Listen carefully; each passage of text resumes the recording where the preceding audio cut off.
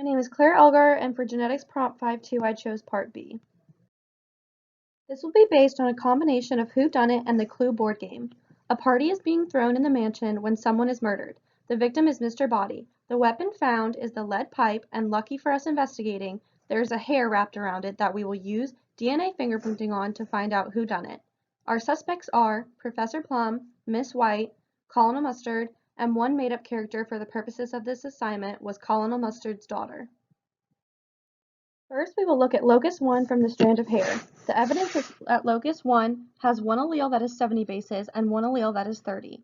Looking down the line, Miss White, or suspect 2, and Colonel Mustard as suspect 4 are the only ones that can't be fully excluded. We will take a closer look at each individual in just a minute.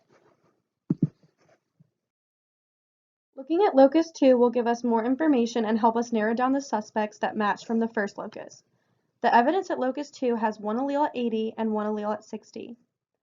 Suspect 1, Professor Plum, and Suspect 2, Miss White, match both alleles for locus 2. Taking a closer look, we will start with the victim, Mr. Body. It is easy to eliminate him as the murderer or a suicide act because both alleles do not match at the two loci. Because they are not the exact same, he is not the match.